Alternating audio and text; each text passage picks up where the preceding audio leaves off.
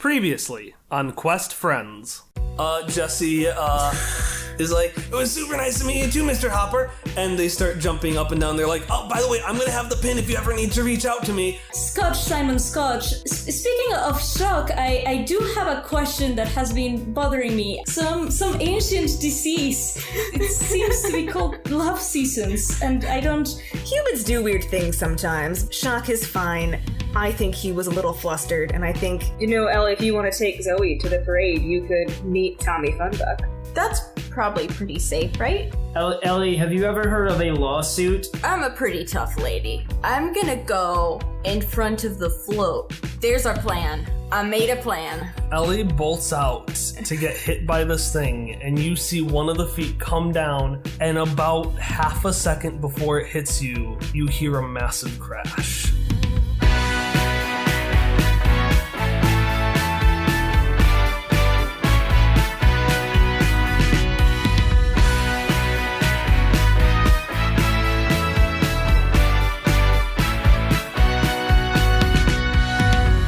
So you make your way over to room 164, and you're immediately pelted by a cold wind, because this is under your name, so this is under your bill, and it looks like Lorraine or somebody has just blasted the AC in the second room to just knock that bill up as hard as they can. But it's a lot brighter. It's a lot nicer. Like, there's one bed, it's very ornate, very fancy. It's a small bed. It's not like a Misha and Shock's where it's two combined together. It's for one person. There's a desk, pretty empty, not much on it. But when you enter the room, that little walkie-talkie that Mako had made out of your pin goes off, and you hear a voice say, "Oh, Hopper Scotch, I've heard you're investigating."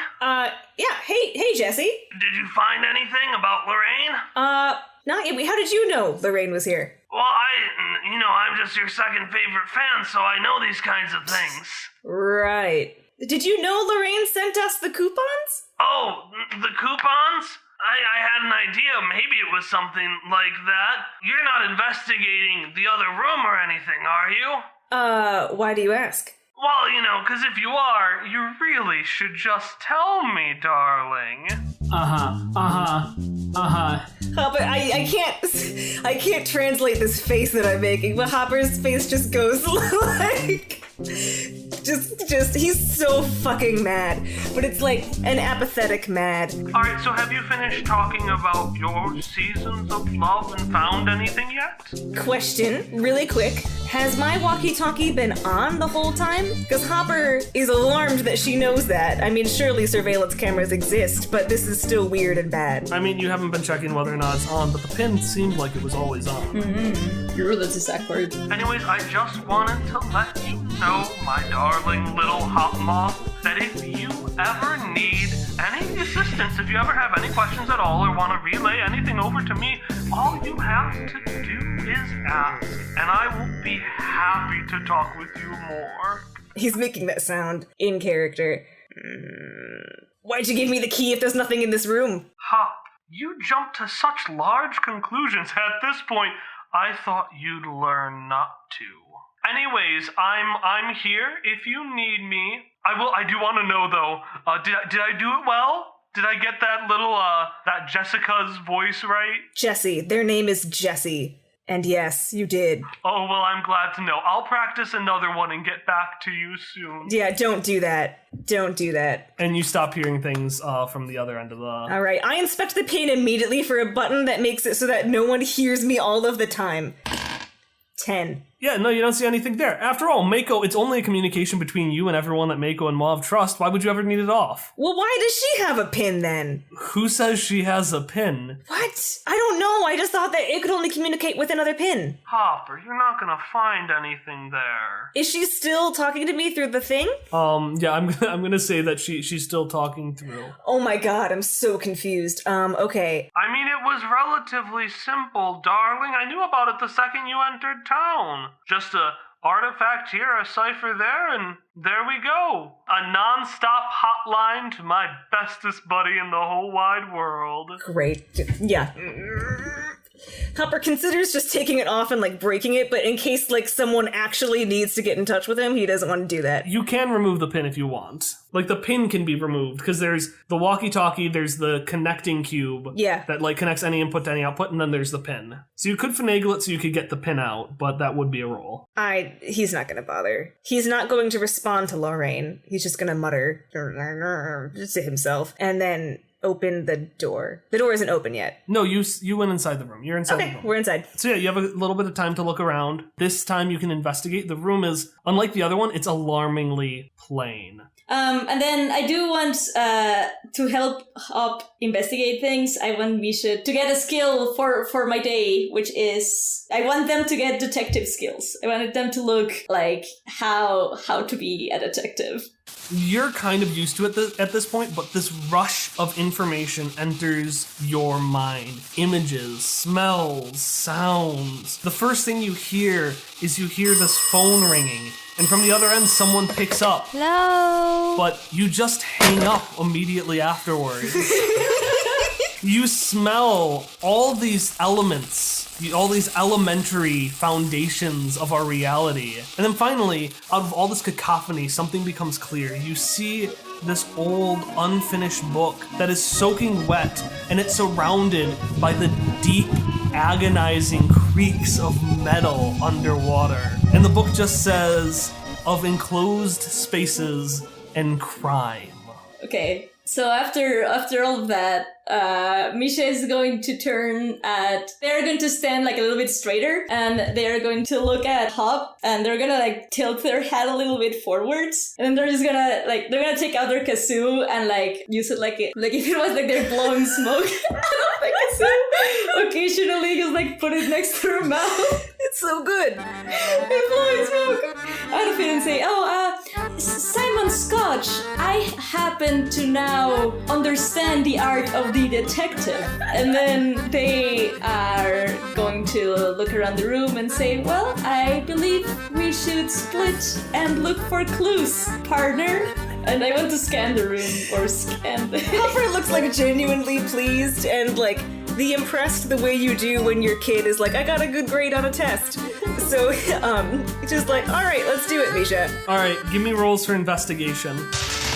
Oh boy. 10. 16! Okay, 16, and you get a bonus for that. So let me figure out how I'm going to do this. So I'm going to give you a couple of things that you find, and then I'm going to ask you for information you'd like, and I'll show you objects that kind of give you that information. Okay. So you see in one of the drawers, relatively easy to find, a pamphlet for the 10th World exhibit and auction, and it has a map laid out of the entire space, and you can see a couple of side passages have been marked in red on it. You also see that the list of things to go on auction, which starts with a mystery item, which you presume is Cubo, have a bunch of timestamps next to them, and you see that these numbers of each object are aligned to different things that are going to be on the exhibition hall. So you can presume that these are somehow relating the times of these auction items to things in the exhibit hall. And what you see for the mystery item, you just see this very large stage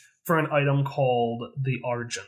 And what are the other items? Like, do they seem like normal kind of thing, or is there any that look... I mean, they're weird ass shit, but like, there's nothing that really sticks out as weirder than normal things, except maybe there's locks of Tommy Funbuck's hair, and that one seems to be on sale by an L Styles. Gross. Why? But for the first item, you see a mystery item, and that's on sale from Jetco. Mm. And from what you've heard about Lorraine, about Cubo going on sale first, you presume that that's Cubo. So in summary, and this is Kyle from the future because I kind of bungled my explanation of this in game, the 10th World exhibit and auction includes, appropriately enough, both an exhibit and an auction. So during the exhibit portion, when all the cool things Jetco has made are being shown off but not sold, on the appropriately named Argent stage, an item called Argent will be shown to the public, or at least the public that is considered wealthy enough to be part of this celebration.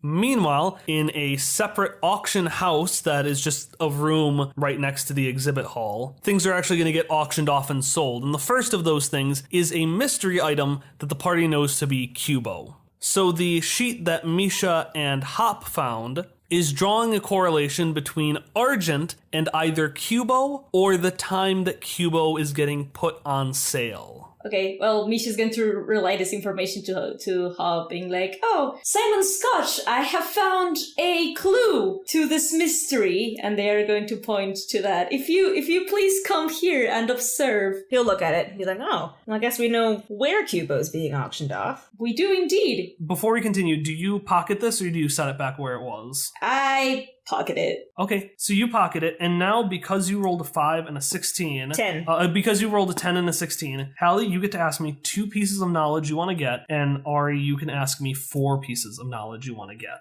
Okay. Also, I want to retcon, and when I say that I pocket it, I want to say, Misha pockets it and say, I should hold on to this. So come out of mind then just be what the correlation between the timestamps and the stages are? Yeah, it looks like there's another piece of paper you see underneath that, which is signed in a very weird, specific handwriting. Okay. You can see in this noticeably bad handwriting something stating along the lines of the exhibit's going to start getting taken down when the auction starts, and that's going to be the order in which things are taken down. When the mystery item goes up to auction, the stuff on the Argent stage is going to get taken down. I guess it could be that maybe the person that wants to steal Cubo that isn't us, wants to use that as a distraction to, swap Cubo and, I don't know, if there's a way, if there's something similar to Cubo on that stage, if there's a way to, swap them out or something. I mean, can I just ask Lorraine what's on the Argent stage? She said she was gonna help me. She's going to respond, "Oh, the Argent stage, that one's so exciting. After our encounter with the dot wave, you're familiar with that. We understood that the dot wave was a wonderful way of adjusting time. You know, the way it let that town move in that timeless space. So the item on the Argent stage does some wibbly-wobbly, timey-wimey nonsense. Fuck you. Go right to hell. I'm not sure exactly of the details, but they are showing it off today. It's actually done in conjunction with time crisps. Could you believe that?" No. So you're just not gonna tell me what's on the Argent stage? Well, I can't spoil the whole surprise. No. Of course you can't. Okay.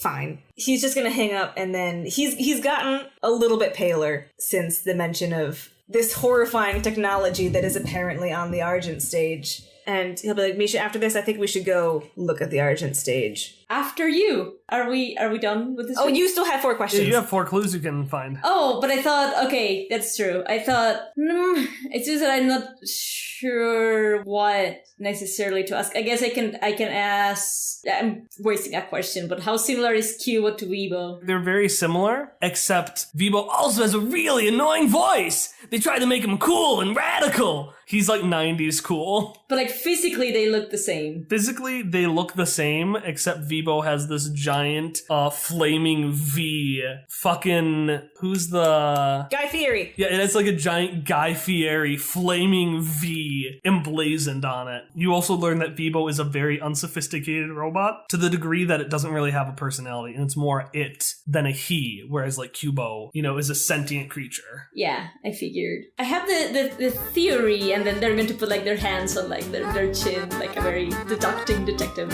I believe Cubo and Vibo might potentially be swapped or something during the auction, and I believe that whatever is on the Argent stage will help this happen, and whoever wants to steal Cubo that isn't us will use this stage to do so. Huh. Do you want another, I don't know what to ask. No, I can give you another one. Can I say my thing, and then maybe that will give Ari a jumping off point? Okay, because I have something I can give her too. Okay, well, Hop's gonna jump in with that. I think they have something on the Argent stage that can mess with time, and I think they're going to try to take something from the Argent stage or do something at the same time. Yes. I think you're right. I think you're on the right track. I guess I wasn't stating anything new. I was just really excited that I finally realized it was a times thing. Oh yeah, no, it's fine. Time travel. I think I'm going to save my 2 other questions for when we actually know what it is. Cool. And then you see one last thing.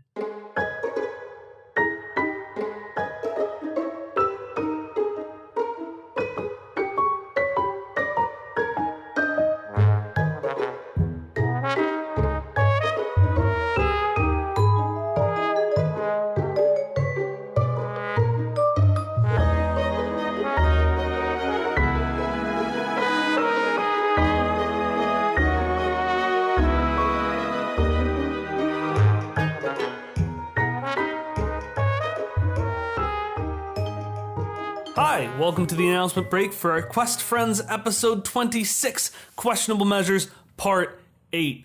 I am Kyle, your GM, and today our intro and outro music are Friends and Hitoshio, both by Miracle of Sound. We are officially halfway through the Questionable Measures arc, which means that we're gonna encounter a bit of a lull. You know, with 8 episodes in our most recent arc and no real finale to point people towards, it's gonna be a bit harder for the casual listener to just pop in. And that's where you come in for today's call to action, which is just, talk about us. If you really like the show, leave a rating or review on iTunes, talk about us to your friends, and also talk about the show on social media. Specifically, a reminder that if you use the hashtag QuestFriends on Tumblr or on Twitter, you'll be added to a name pool, which I'll use to name some of the things in the universe. For example, Argent is named after one of our first real followers on Twitter, Mark Rachel Argent. So if you want to have a random NPC, a location, or a MacGuffin named after you, be sure to tweet out using those hashtags. Or just, tweet out anyway, because it's nice, it makes me feel nice. Anyways, that is all I've got for you today. The next episode is going to be released in 2 weeks on Monday, November 19th. I will see you then.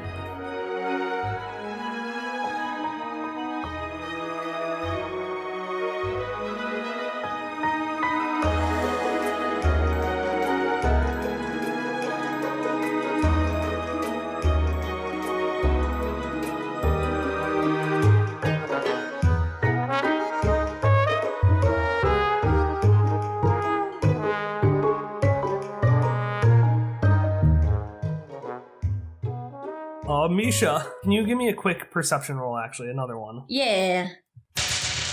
A 5. Yeah, you see a dude with a giant knife sticking out of his head, fleeing for the window, like with his foot outside of the window. What the fuck? And you can see that pamphlet, that information you pocketed, you can see it's in his right hand. Wait, What? like we just turned away and suddenly this guy with a knife is running through and he just like snatched the papers like in the room? Presumably you were looking for clues. Yeah. Which is why I had already do another perception. He was just hiding in the room the whole time. He snuck in, stole the thing from Misha's pocket, and now has like his leg caught out of the window. Oh my God. Just like frozen staring at you as you like turn around and you just see this man about to like leave the window. Can we do something? Can we try to stop him? Yeah. Yeah, you can run if you want. I want to make a flying leap to grab his jacket and like yank him back in. Yeah, I wanna try and tackle him. All right, give me initiative rolls. Oh. Okay. Ooh, 8. 18. Hallie, give me a speed attack roll. Okay. Is this our first initiative in all of Roulettia? I think it I is. think Oh so. my God. 9? No. You go to grab him and just like you know when you take that leap to grab like a baseball and you slide and you just slide across the room. No. You just flop on the ground and he No. jumps out of the window and you can see there's a little drain pipe and he starts sliding down it into the parade below. And now I'm going to explain to you the chase rules because this is a chase. Yes. Okay. So that was to determine, the initiative was to determine which goes first, your team or his. So in a chase, as the rules I've defined, there are 5 degrees of separation. If it gets down to a 1, that means you have completely caught up with him. If it gets to a 5, he has completely gotten away. Right now it's 3, he's in the middle. Okay. Each turn, he is going to be able to take 2 actions to stop you. So he might like knock over a barrel or something like that. And each turn, you can do 2 things to catch up with him. Like you could throw something at him or stuff like that, right? Now here's the thing, like if he drops a barrel, you could take a turn being like, I'm gonna smash this barrel, right? But if you're just stopping all the things he's trying to do to stop you, if you're like knocking him out of the way, you can never do anything to catch up, right? Right. So you could also be like, I want to just take a speed defense roll to see if I can jump it. I'm super hyped. So he's gonna run down the drain pipes, and he, as he's sliding down, is going to throw 2 knives, one at each of you. Actually, no, it's a boomerang knife. So he's gonna throw it He's gonna throw it and try to catch both of you. Oh man. So you can either do something to stop that as one of your 2 actions, or you can try to dodge it. I want to see if I can hit it. Can I try and hit it? Or I don't know if that's an action, but like if I can hit it like a baseball kind of thing with my bat, like bah! Yeah, you can try to do a reversal with that. I'd say you can try to hit it and knock it back at him. Okay. Give me a might roll for that. Are you gonna put any effort in? Sure. I am putting 1 level of effort.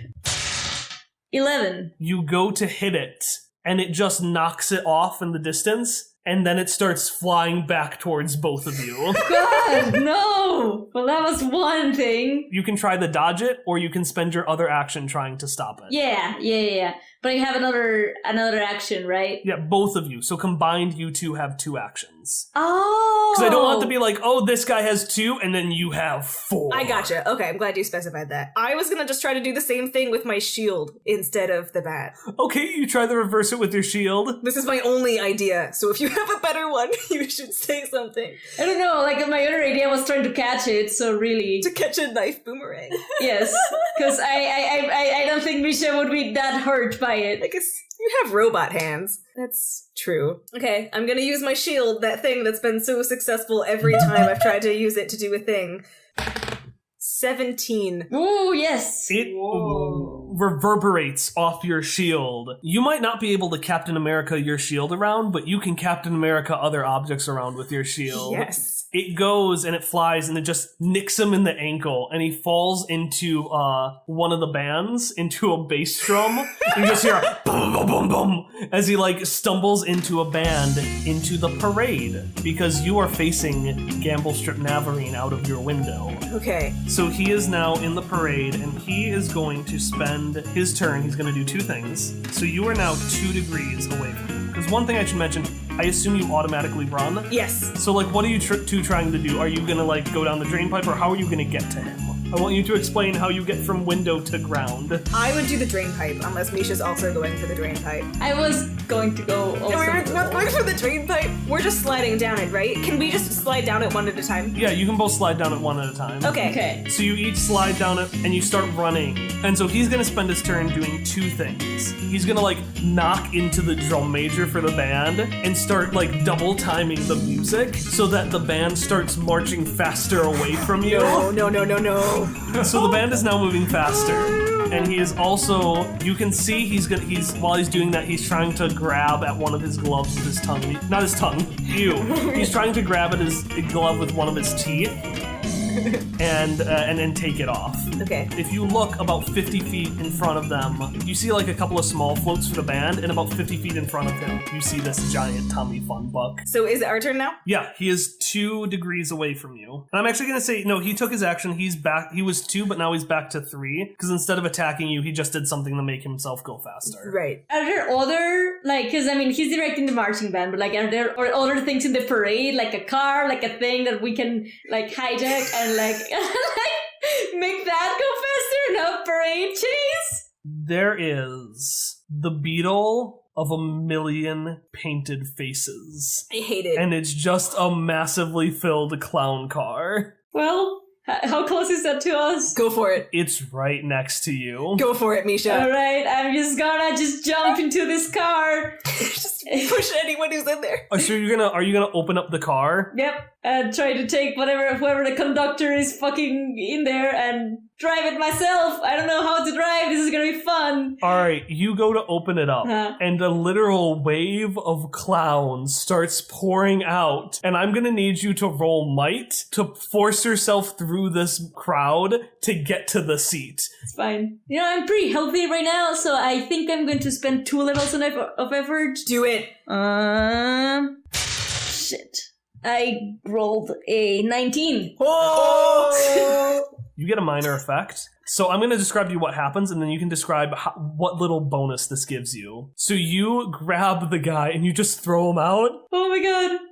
Yeah, I do. Like, I grab it, and I say, like, I do apologize for this, but we're in a mystery situation, and just, like, throw it at, like, far away from the parade. Okay, so you throw away, it's actually a lady, you throw away this clown lady, and she seems to be like the nexus for this wave of clowns. Oh my god. So as you get in, the rest of them fly out and just congeal in like a puddle around this person. Could I throw the clown at the front of the parade? Do it! Yeah, I'm gonna say that can be your minor effect. I want to do that. So you're gonna throw it, and it's just gonna wave over the band, and you're gonna hear so many. It's all trombones somehow, just all like boing, boing, boing, boing. And I'm gonna say it like starts terrifying this guy, and your minor effect will be that he can only take one action next turn. Okay. Yeah. Sounds good. You have made an action to get yourself closer to him, so he is now 2 degrees away from you. Okay. All right, Hallie, what is your turn? I am not in the clown car. You are not in the clown car. But like this is happening while I'm doing my thing, right? Yeah. So I am mostly just trying to book it to the front of the band. I'm gonna because it was successful once. I would like to try throwing my shield at his ankles to trip him up. Hey Kyle, Yeah? what does a 2 get me? Oh no! A 2 gets you a very echoey tuba. I just want to throw this shield successfully. The shield throws and it just serves as like a muffler for a tuba. So it's just instead of going like blah, it's like and eventually it falls to the ground in front of you. Do you have XP? I do have XP. Hallie's 1,000,000 XP. I hoard it. What do you have the hoarded for? It's like rerolls and instant successes. I know. I'd like to use one to reroll. I'm not gonna hoard it anymore. Okay. I have 5 XP now. I've not given away that much XP this. 4 from February session, 1 from March session, 1 from GM intrusion. Hallie, you spent all of those things on money. No, I had more XP than that. Has Hallie ever re-rolled with an XP before? She never fucking uses it, even though there's nothing to hoard it for. No. You put in anti-hoard mechanics and Hallie still hoarded everything. Yeah, well, I don't. Okay, so Hallie, Yeah. how does this XP let you reroll? Can we say that it, like, even though it reverberates off the tuba, it just reverberates back to Hopper in, like, and he catches it in, like, the perfect re-throwing gesture, so he's like, I'm gonna go for it again. Okay, give me another throw. 16. All right, how do you trip this guy up and get him down to 1 so you can catch up to him? I aim at his ankles, so this shield just, like, whips under him, like flying saucer style, and suddenly he is on his back. Okay, he falls on his back and like kind of actually hits the knife that is now back in his head. He just knocks it and it like kind of hurts him a little bit. Oh. And you have caught up to him. Yes. But No. he catches a glimpse at Misha's very distracting shirt. God damn it. And Misha, as a doomed character, gets a GM intrusion. Misha, who are you going to give your other point to? Well, I would give it to Hopper. Woo! I got my XP back! Not giving Hallie any more XP ever! I gave you my last XP too! All around me are familiar faces. I get them from GM intrusions pretty frequently, even though they're not mine. It just makes more sense to give it to him. Okay, so Hop gets XP. Misha doesn't. Because Misha's doomed. But as Knifehead falls on his back, his glove that he's been trying to take off slits against the knife, and it rips open, and you can see on the back of his hand a Jagged Dream clock tattoo. And he looks at Misha, and he takes it, and he starts turning it rapidly. And Misha, you see the gas pedal in the car slam down, and the wheel takes control outside of your hand, and it drives itself into the back of the Tommy Funbuck float. No. And there is a sickening crash. And now we're back to everybody. Woo! Ellie, you just hear this like clown like and you see this flaming the car actually hits against the Tommy Funbook thing, and I'm gonna say it kind of swerves back towards Hop, but you see this like flaming clown car and you just see the float stop dead in front of you, and Tommy Funbuck looks down at you, Ellie, and is like, hey, what's going on here? This isn't swag. Can I pretend to have been hit? Yeah, you can still pretend to be hit. Yeah, okay.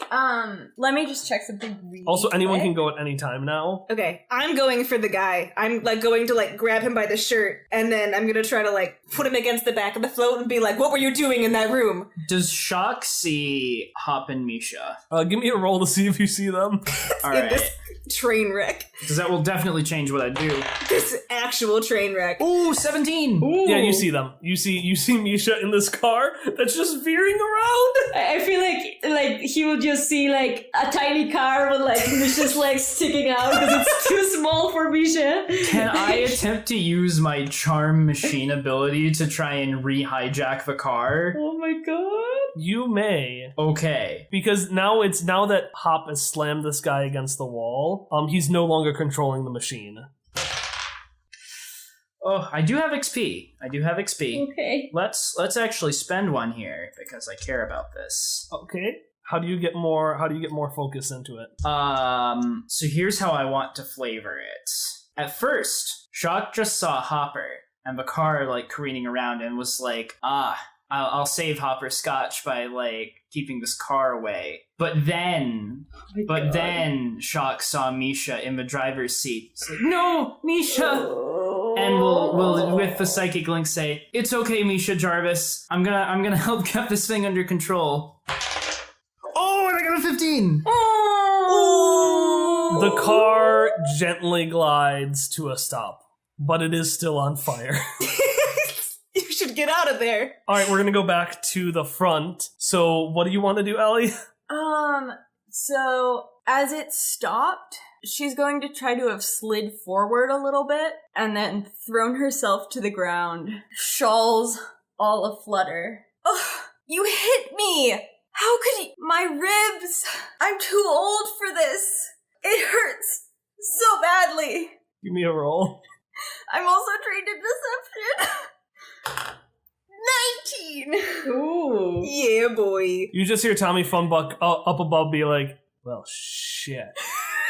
And like the top hat just leans over, like the Tommy Funbuck just like kind of bends down, and you see it kind of lean and like poke at you a little bit, and he's like, oh, this can't be that bad. I mean, does anyone know this little old lady? And at that point, Zoe comes out and she's like, no, Mom, no. And you just hear him go again, shit.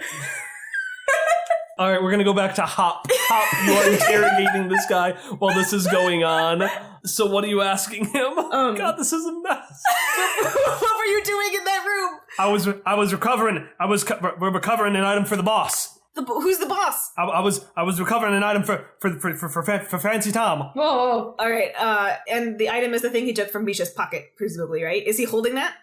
Yeah. Okay. Please let me go. I need to get back. I need to get back to the roller coaster, please. Why do you need to go to the roller coaster? No, give me that. Okay. He just hands it over. He's like, could you give it? Could you give it to them? I would appreciate that if someone gave it to them. Otherwise, the boss is going to be very upset. And the boss is Fancy Tom. Like that Fancy Tom? Tommy Funbuck? Well, yes. Fancy Tom wears a hat just like that, sir. Okay. Why do you need to go to the roller coaster? To give the item. To give the item. They're going to be leaving very soon. This item, but you can't give it because I took it. That's why I asked you to take it. Oh, he did. All right. Yeah, that's fine. Okay. I guess, We're gonna go back to Ellie, and he's like, well, come on, miss, it can't be that bad. I mean, see? And he's just like, the float picks you up by the scruff and tries to set you on your feet. And you're like, you're fine. Everything's fine. Oh, my ribs! No! And I'm gonna fall back to the ground, clutching my chest, and say, at least a few of them must be broken. Do you know how expensive it is for medical care for the elderly? I'm sorry, but I'm going to have to sue. That's the only way I'm gonna get this fixed. Now we can, the float, there's a little, like, elevator that comes out, and he slides down, and he walks over to you. And as he does, he goes into, like, this little wristwatch that he has, communicator. It says, note to self, refund the medical industry. And he walks over to you and says, no, ma'am, God, his voice is gone, sorry. Swag, I really, I apologize, but there's no need to sue. Why don't I take you as my personal guest to my swag palace? I suppose we can talk over details there. I've heard you're in charge of the place. Maybe you could help me out with some of my medical bills or something. This is just, it's really difficult to be an older woman in the healthcare system today. Ellie, you're gonna get a GM intrusion. Oh no. And you're going, who you want to give your other point to? Not Hop. Ooh! I keep giving you all my XP for all my GM intrusions where I get screwed over. Everyone should give me their XP for their GM intrusions. I'm gonna give it to Misha because what I actually want to do is give it to Ari. Excellent. I want to know that I'm also kind of an XP hoarder because I also haven't used it for anything. Tom, guess what? How much do you have? 8. 8? See, she's got more than I do. How do you have 8? What? So I'm so upset. so Ellie, you feel a very thin hair tracing across your body, and you can see that Zoe, in panic, has released one of her strands of hair and is using it. And she's like, "Oh no, I can't find an injury. I can't find any injury." Oh. And Tommy Phonebuck says, "Could you say that again, young hair girl? I can't find any injury. I'm so sorry, Mom. I'm so sorry. I'm so sorry. Oh no. You can't find an injury. That's interesting." Ain't it a funny thing, Tommy? Can Shock, leap down from the hearse and run into the middle of this? All right, so you're running into the middle of this. I'm gonna go to Misha quick. Misha, you're getting out of the car. You see Hop interrogating, and you see Shock running. What are you gonna do? Well, first I want to say that, I just want to say that it probably took a really long time for Misha to be able to get out of that car because it's a small clown car and they are a big android, so it just was a little bit complicated. But once they managed to do that, what do I want to do? This is like a telltale choice game. I just feel like the two images are there. I think I am going to go. Well, I'm just going to go with Hop, actually, because we were chasing this one guy, so I want to know what was happening. But mentally, I want to thank Shock and say, thank you for saving me, Shock. I do not know how to drive, so this was quite helpful. If you need any help, let me know. I will go with Scotch Simon now, and they're going to go and catch up with Hop and see what the deal is with him and the dude that we just caught. Will do. I'll see you later, Misha. So Shock runs out, and he says... and this is just the first of many things that our new and improved security personal armor system can provide. Behold, the Ellie badge. It's impervious to damage and insurance scams. Give me a roll for persuasion. I assume I take inability on this, correct? No, I like that. I think that's really good. Alright, so this isn't a pleasant social interaction? Oh, right, it is. Yeah, you do take, Shit. it is a step harder for you. I had this! Well, we'll all go down together. How does an 11 do? He looks at you and he looks down. Oh, really? That's a really good pitch there. We have no shame and will always advertise at the worst possible time. A very good tool in the hands of the right entrepreneur. And you should know, of course, every time you showcase an object, we've got to test it out. And he snaps. And you see Manny's, what are they called? Manny's mates? Was that what they were called? I'm trying to help. You see the Manny mates, about a dozen of them, turn over and start walking in. Holy fuck. It's at this point that you hear a voice say, "Now come on, Tommy, you know that's a bad idea." And you see Mauve walk out with her rapier, and you see Everett wielding his uchi katana, and he's like, yeah, that's a bad idea. And Tommy Funbuck turns over and he says, "Wow, some fresh fish and Mauve Rotorark." Oh my god. And Everett says, "Oh, and Everett too." Well, this day just gets more swagalicious by the second. And with that, the soldiers start marching closer and closer inwards. And there is not a way to fight your way out of this. It does not look like. And Hapamisha, you see this, and the man with the knife in his head just looks at you and is like, "Come on, please, I need you to do this. I need you to do this for me. They're gonna leave right away." Oh no. I'm gonna look at Misha. Well, we can't leave them. But we can't also just let whatever the boss of this person is go. It might be the key to the mystery. Can Shock interject via the mental link and say to Misha, "We'll be fine. You two stay safe and keep trying to save Cubo. We'll meet up with you later." But Shock, last time you told me you would be fine, you almost went to die. Well, this time I've got Ellie and Mauve and Everett and Zoe with me. We'll keep each other safe. Misha's going to look at Hop and say, "Simon, Shock is telling us to leave them and that they will be fine. But what do you think?" He's gonna look back and like, well, they've got Mauve. We've been fine without Mauve, but I'm assuming that having Mauve is better than not having Mauve. Misha is going to reach to Shock and say, "If things go wrong or start to get wrong, yell at me as soon as you can." Do you say anything? I will. Shock lies.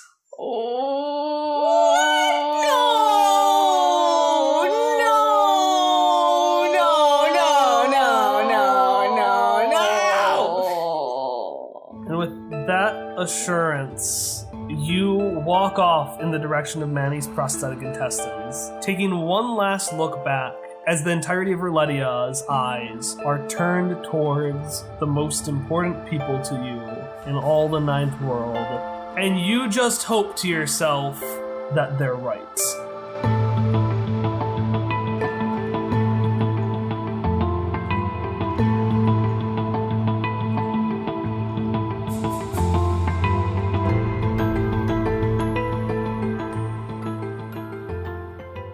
Remember, this is a mystery made by me, and mysteries made by me are held up on one fundamental thing: toothpicks.